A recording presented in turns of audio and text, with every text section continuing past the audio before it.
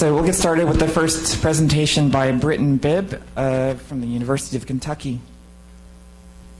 If you do take a quick break, come back. They're very exciting. The purpose of this case study is to describe a multidisciplinary approach to the care of a patient with maternal PKU receiving Palynziq therapy. Patient is a 35-year-old Caucasian female diagnosed with PKU by newborn screen. Patient has a complex medical history and trialed Kuvan twice and was deemed a non-responder. The patient started Palynziq in August of 2020 with initial Phe levels ranging from 15.4 to 29.2 milligrams per deciliter. She responded to the drug in November of 2020 with a Phe level of less than 0.3. Our clinic worked very closely with the patient to titrate her Palynziq dose as compared to the amount of protein she would reliably consume. She was able to maintain Phe levels below 6 milligrams per deciliter for the majority of her pregnancy. We overcame many obstacles during her pregnancy, including noncompliance, receiving Phe levels consistently, the COVID-19 pandemic, and the patient's distance from clinic. A healthy female infant was delivered at 39 weeks gestation without any signs of maternal PKU syndrome. The infant screened positive for PKU on newborn screen with a Phe level of 6.7, and PKU was confirmed on day of life 6. The infant is now 7 months old and is on target with growth and development. Overall, she's growing well, and her head circumference is in approximately the 20th percentile. We continue to have frequent communication and close follow-up with this family as we work to overcome noncompliance, fatigue, postpartum depression, and PKU diet post-delivery.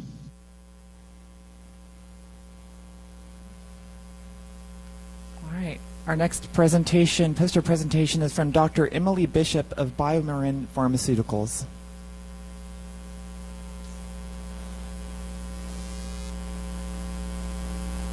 Hello, I'm Emily Bishop, Senior Medical Science Liaison for BioMarin, and I am presenting the BioMarin poster.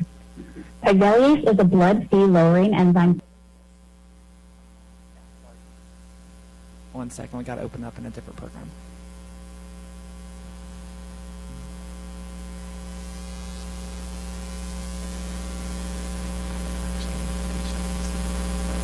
Hello, I'm Emily Bishop, Senior Medical Science Liaison for BioMarin, and I am presenting the BioMarin poster. Pegveliase is a blood Phe lowering enzyme substitution therapy approved for adults with phenylketonuria with uncontrolled Phe greater than 600 micromoles per liter on existing management. Here we highlight a subgroup of the 261 Pegveliase naive patients who enrolled in the phase 3 PRISM trials that most closely mirror the U.S. labeled maintenance dose schedule. Turning to long-term efficacy results using the Kaplan-Meier analysis and focusing on the ACMG Phe target less than 360, 89 of 118, or 75% of this cohort, achieved this blood Phe threshold during the studies. In Figure 4A, the range of time to first achievement of blood Phe less than or equal to 360 was 2 to 57 months, with a mean of 13 months and a median of 10 months. Figure 4B is a more granular look at each individual dose and time to reach first blood Phe less than 360. Figure 5 highlights a substantial mean blood Phe reduction over time, with Part B highlighting this is sustained in a setting of increasing dietary Phe intake. Table 3 highlights the induction titration maintenance safety population, showing AEs and SAEs occurred more frequently in the first 6 months of treatment and then decreased over time. The 3 most common AEs, injection site reactions, arthralgia, and hypersensitivity events, decreased from induction titration to maintenance despite increasing Pegveliase dose. IgE-mediated acute systemic hypersensitivity reactions occurred in 16 out of 285 subjects, with 4 of the 10 rechallenged patients having a recurrence. The majority of these events occurred during the first year of treatment, and all events resolved without further sequela. In conclusion, in clinical trials, Pegveliase demonstrated substantial and sustained Phe reduction related to treatment duration and dose with a manageable safety profile for most patients. Discontinuations were most frequent in the first 6 months of treatment, with adverse events being the most common reason cited for discontinuation. The highlighted population, whose clinical course approximates the commercially recommended maintenance dosing regimen, provides insight on the dose and time to first clinically meaningful Phe response. Our next poster presentation is from Jessica Cooley-Kuhlman from Clemson University.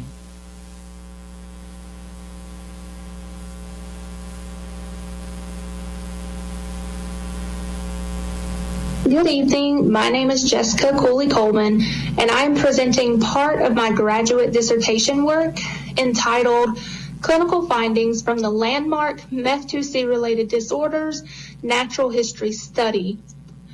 MEF2C-related disorders are rare neurodevelopmental disorders caused by pathogenic alterations in or involving the MEF2C gene. These disorders have been characterized by developmental delay, intellectual disability, limited language, inability to walk, and seizures. Despite what is found in the literature, the disorder is not easily recognized clinically. We wanted to expand what is known about this disorder, so we developed a survey to gather developmental and clinical information from parents who have a child with a MEF2C-related disorder. We recruited parents for participation by sharing our survey link to a parent support group on Facebook. 73 parents completed our survey. The most prevalent features reported can be seen in the table in the middle of my slide, and included stereotypic movements, seizures, frequent illnesses, limited speech, high pain tolerance, among others. Nearly 60% were unable to walk, and over half reported an abnormal MRI. Only 8 patients were able to use a small number of words to communicate, and interestingly, all 8 were female, which was statistically significant. In conclusion, we established a comprehensive account of the developmental and clinical features of this rare disorder. This was the largest single cohort of individuals with MEF2C-related disorders, as we reached parents from all over the world thanks to Facebook. Our next poster presentation is from Dr. Jane DeLuca of Clemson University. Clemson University nurse researchers were interested in learning about the newborn screening practices of the nursery at Prisma Health Upstate. We were seeking opportunities for action research projects. Action research, also known as participatory research, is a method where researchers come together with agencies or the community to co-create projects which can best serve the needs of these groups. In speaking with the nursery team at Prisma Health, they identified an important problem. There was a high rate of rejection of blood spot samples from the newborn screening labs in South Carolina. Delays due to repeating newborn screening samples could impact timely clinical care. We received a seed grant and went to work. We thought that engaging nursery personnel through attention to the quality of the newborn screening blood spots would be a good focus for our research efforts. We developed a blood spot assessment instrument, instituted a 2-nurse check, and added the taking of photographs of the blood spots for a separate evaluation phase. Our results. During our startup and recruitment phase, there was a precipitous drop in the numbers of rejected, unsatisfactory blood spots. This low rejection rate was maintained for the duration of our data collection period. There were notable differences between the nurse participant group and the researcher group appraisal of blood spot quality. We suspect that viewing the blood spots differently in person versus examining photographic images affected these ratings.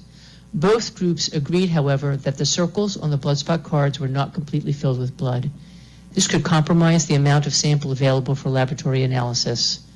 Our future research goals are to develop AI tools for assessing newborn screening blood spots for uniformity and quality. We are presenting our research on Saturday morning at SERGG and can provide further details about our methodology, research process, and results. Thank you. Our next poster presentation is from Dr. Melanie Gillingham from Oregon Health and Science University. Hello, this is Melanie Gillingham presenting tryptanoin stability in foods, formulas, and emulsions on behalf of my colleagues and Ultragenics. The objective of this study was to assess the chemical and physical stability of tryptanoin when it was mixed with common foods and beverages and medical foods that are used by patients with long-chain fatty acid oxidation disorders.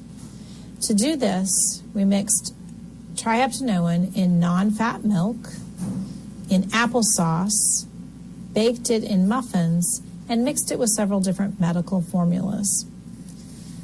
We also included placebos to determine the recovery of the triheptanoin in the mixed foods. Each food was tested at 4 hours at room temperature and 4 hours at a hotter temperature for stability and incorporation of the triheptanoin. So these tables illustrate the results. Non-fat milk mixed with triheptanoin had great recovery and stability of the triheptanoin, both at room temperature for 4 hours or in the heat for 4 hours. And in the refrigerator, there was great stability and recovery up to 48 hours mixed in milk. The applesauce equally had great recovery and stability when mixed either and sat at room temperature for 4 hours or in the heat for 4 hours. And it was stable and could be stirred back into the applesauce up to 48 hours in the refrigerator. In the muffins, we cooked the muffins at about 390 degrees. And again, we had great stability and incorporation of the triheptanoin in the muffin. And it was stable at 8 hours and out to 7 days baked in a muffin. Now, we also looked at several metabolic formulas.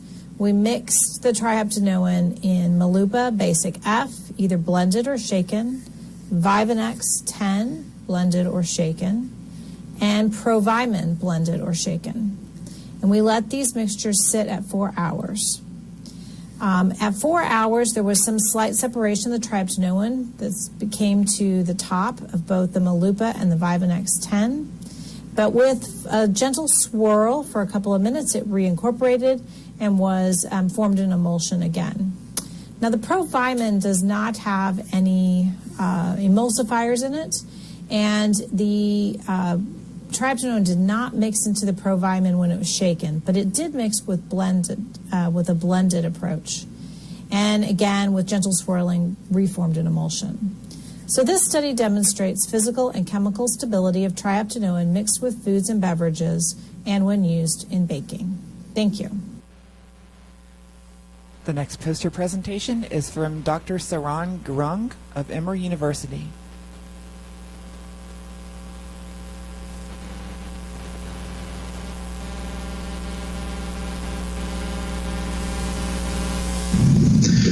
My name is Saran Gurung, Senior Project Manager for Medical Nutrition Therapy for Prevention, or MNT4P program at Emory University. I am here to highlight the contribution of MNT4P, a unique public health initiative in bridging gaps in monitoring and management of patients with phenylketonuria. In the state of Georgia, filter paper test is the preferred method of monitoring blood plasma concentration of Phe and tyrosine in PKUs.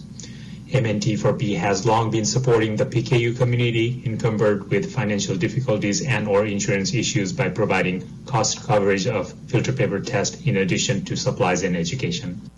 Unfortunately, when the service was abruptly ended in September of 2020, MNT4P took an initiative of mitigating any interruption in PKU filter paper test by executing a patient-centered pilot program, routing the test to a new out-of-state laboratory. A methodology was established incorporating the filter paper testing, reporting, and insurance billing at Emory Outpatient Clinic. During the 4-month period, 239 filter paper tests were conducted for 95 patients, of which 60% were children and 93% had insurance coverage. Thus, MNT4P circumvented any interruption in PKU patient care and management, potentially preventing poor health outcomes related to PKU and maternal PKU syndrome. MNT4P addressed the sudden lack of access to filter paper monitoring services by providing an agile and cost-effective response. This was made possible by supplemental grant application to offset any additional cost. In essence, the MNT for Peace pilot program highlighted the importance of public health initiatives, especially in the time of crisis such as COVID-19 pandemic, by covering gaps in patient services, establishing the long-term management of rare metabolic disorders. MNT for P program still continues to be a pair of filter paper tests for uninsured and underinsured patients in the state of Georgia. Thank you. Our next poster presentation is from Dr. Liao Jiao of Tulane University.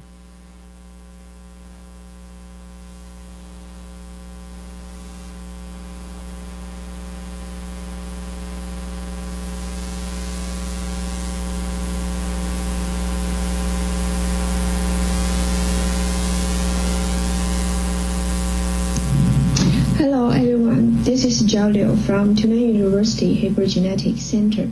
Today I'm going to give a case report about interstitial 12p deletion spanning the ABCC9 gene presenting with ventricular fibrillation phenotype.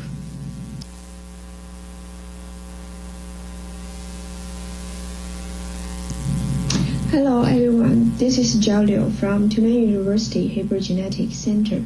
Today I'm going to give a case report about interstitial 12p deletion.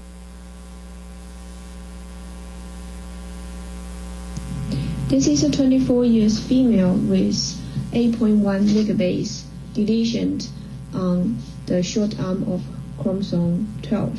She has a globally developmental delay, short statures, microcephaly, short palpable features. She also had brachydactyly, brachytelephalangeal, and brachymetatarsial of the third and fourth toes, as you can see in the picture. These are the common clinical presentation of the 12p interstitial deletion syndrome. This is a 20. Besides the common clinical presentation, this patient had a sudden cardiac arrest at home when she was 18 years old and underwent resuscitation. When the ambulance arrived, she has been noticed to have ventricular fibrillation. During the following up with cardiologist, she has been noticed to have frequent premature ventricular contractions and mitral valve prolapse and mild regurgitation, no stenosis. She also showed moderated dilation of the left ventricle.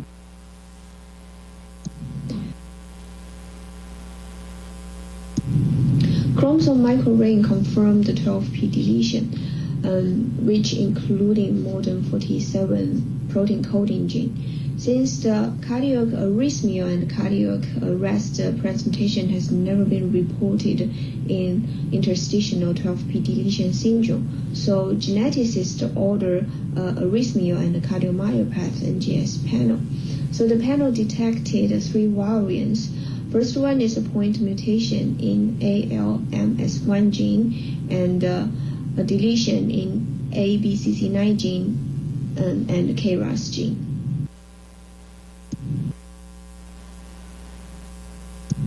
ABCC9 gene encodes the potassium channel subunit.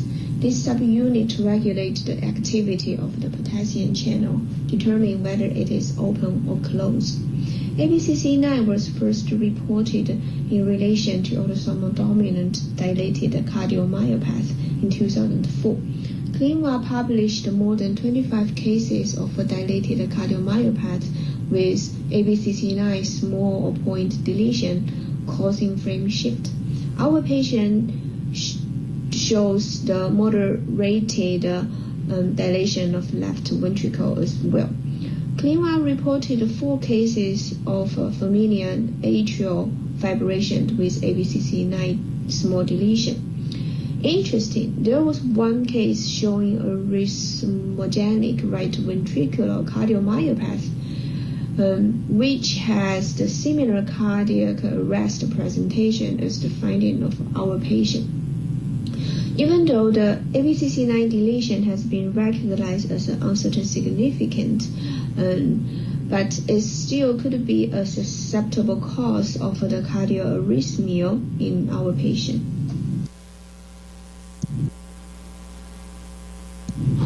In conclusion, this is the first case reported to date of interstitial 12P deletion with cardiac arrhythmia and cardiac arrest. This finding possibly expanded the phenotypic spectrum of the interstitial 12P deletion. ABCC9 deletion could be a susceptible cause of the cardiac arrhythmia phenotype. Thank you. Our next presentation is from Ryan Miller of PTC Therapeutics.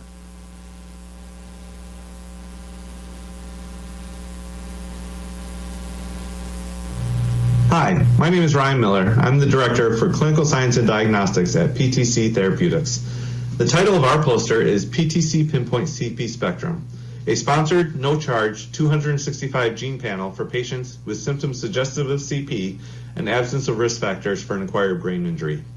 This genetic testing program was developed by PTC Therapeutics and Invitae to help identify a genetic etiology in patients with symptoms suggestive of CP. This program utilizes a 265 gene panel.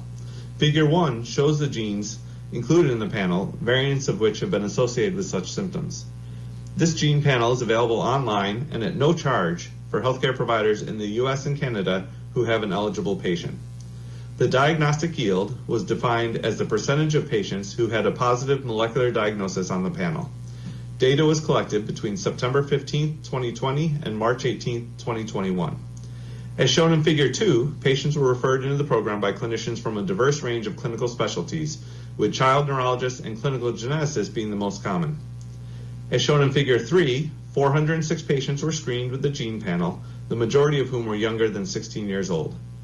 As shown in Figure 4, 9% of patients had a genetic cause of CP identified through this program, with a further 0.25% potentially positively identified. As shown in the table, causative variants were reported in 21 different genes, with pathogenic variants in CTNNB1 being the most common cause, affecting 8 patients. In conclusion, the program identified a positive genetic etiology for CP symptoms in 9% of patients. PTC Pinpoint CP Spectrum is a proven tool for clinicians to facilitate identification of the underlying genetic cause for patients with CP of unknown etiology and could be incorporated into a tiered diagnostic approach for patients with CP. Thank you. Our next poster presentation is Christy Taylor of Medical College of Georgia at Augusta University.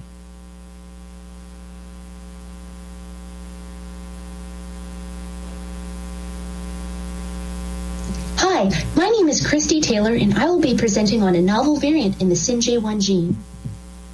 SERGG is a dual-function phosphoinositide phosphatase that helps to uncoat clathrin pits for synaptic vesicle recycling. This protein is especially crucial for brain function.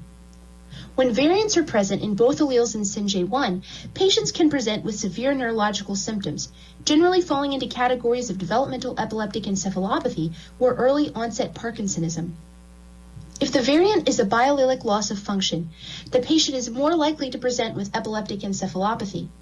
However, if one allele contains a missense variant, the patient's symptoms are more likely to present as Parkinsonism.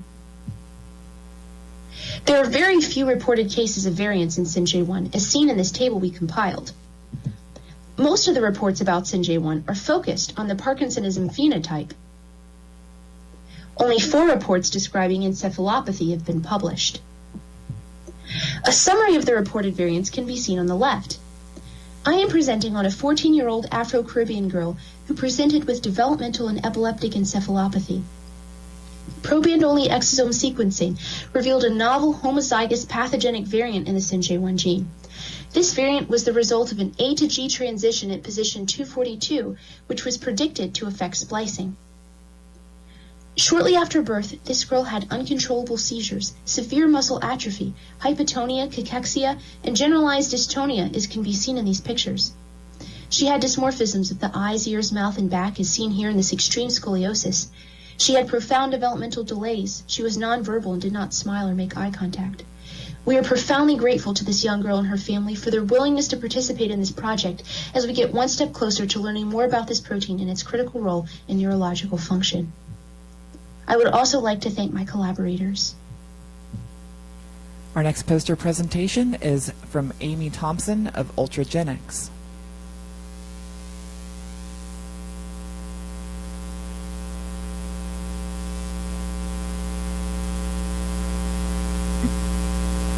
LCFAOD Odyssey study is an IRB-approved research study between Ultragenics and Picnic Health, a digital health company, to better understand LCFAOD progression, how it is managed in the real world, and the effectiveness of current treatments. Odyssey is a process to centralize patient medical records without patients or HCPs entering medical records. Patients enter their HCP information and authorize Picnic Health to request medical records from providers. Patients enrolled are then provided with a digitized, organized medical record in a timeline for ease of use. The data from medical records is subsequently extracted by Picnic Health and anonymized, providing academic researchers as well as Ultragenics researchers with a de-identified research-ready data set. The study is still enrolling. Patients who have been treated in the U.S. in the past 7 years for LCFAOD are eligible, regardless of the current status of their treatment. Enrollment takes about 10 minutes. It's completely online. The data is valuable to help us better understand treatment and outcomes for those patients living with LCFAOD. In addition to patient medical records, patient and caregiver reported outcomes are collected via surveys to better understand home management, quality of life, and the symptoms of LCFAOD. The survey results from the first 27 patients enrolled are provided in this poster. Results from medical records for clinical outcomes were published in another form. If you are interested in having your patients learn more about the LCFAOD Odyssey study, please stop by our poster for more information. Our next poster presentation is from Cameron Washington of Greenwood Genetics Center.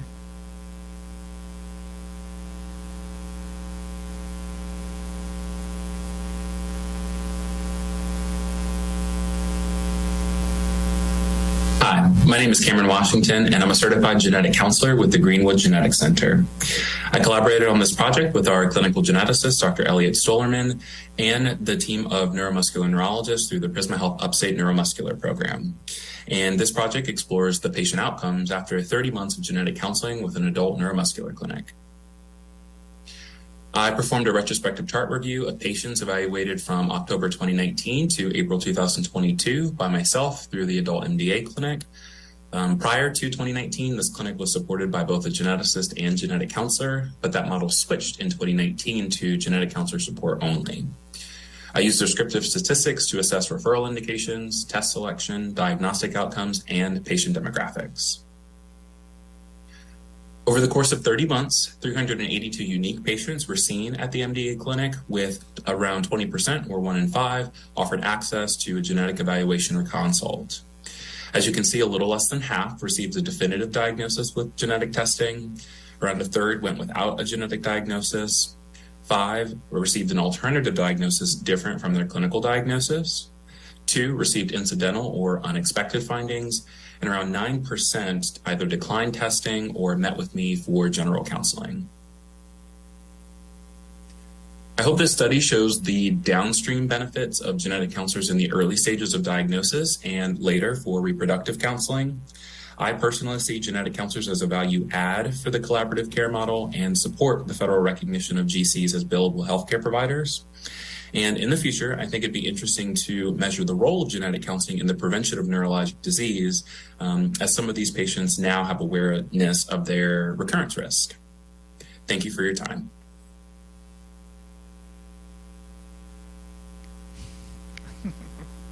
Okay, our next presentation, we have just 2 more left, and then we'll welcome everyone to join us in the welcome reception and in the lobby to view all these posters and take a closer look. This is Jessica Williamson from Emory University. Hey everyone, my name is Jessica Williamson. I'm a clinical research dietitian for the MNT4P program at Emory University. Today I will be discussing the patient-centered nutrition management and education of 3 infants diagnosed with and treated for IVA is an inborn error of leucine catabolism caused by IVD deficiency, resulting in the accumulation of isovaleric acid metabolites. Without nutrition intervention, symptoms can be severe and even lead to death in the acute neonatal form. Dietary management aims to reduce metabolite accumulation by restricting dietary leucine, preventing catabolism, and promoting excretion of non-toxic metabolites through glycine and carnitine supplementation. This case series summarizes 3 unrelated patients with IVA. Screening, confirmatory, and molecular testing data were collected. Inpatient dietary treatment was implemented, and the MNT4P dietitian provided nutrition education via sequential telemedicine sessions with an in-person interpreter and dietitian present. Caregivers received translated nutrition education documents, and access to medical foods and supplements were established prior to discharge. Patients were seen in the outpatient setting for follow-up. Patients presented with hyperammonemia, hypothermia, and acidosis. C5 levels and C5-C3 ratios were elevated upon newborn screening. Confirmatory testing was consistent with IVA. All were found to be homozygous pathogenic for the same variant in the IVD gene. Interpretation of nutrition education and counseling into a rare Central American dialect was successful, as parents expressed and demonstrated good understanding. Medical food access was established through WIC, and a contracted pharmacy delivered single-dose carnitine and glycine prescriptions to the patients' homes for convenience and ease of administration. All patients were doing well at follow-up due to frequent diet adjustments and collaboration with their local pediatricians. These cases highlight the need for patient-centered programs for better management of complex inherited metabolic disorders and improved outcomes.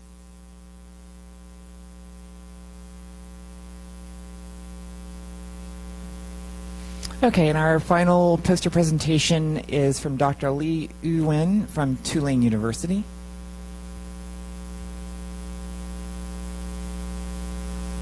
Hello, this is Yuwen Li from Tulane University, Hayward Genetics Center Department of Pediatrics. Here we are reviewing a family with a spectrum of phenotypic presentation associated with the interstitial duplications at 4q31.1 and 16p13.3, involving 9 tested individuals across 3 generations, which helps us to review with the most likely consistent genetic and non-genetic background. This 16p duplication did not affect the CRAB-BP gene, which was known as an essential involvement for the 16p13.3 duplication syndrome.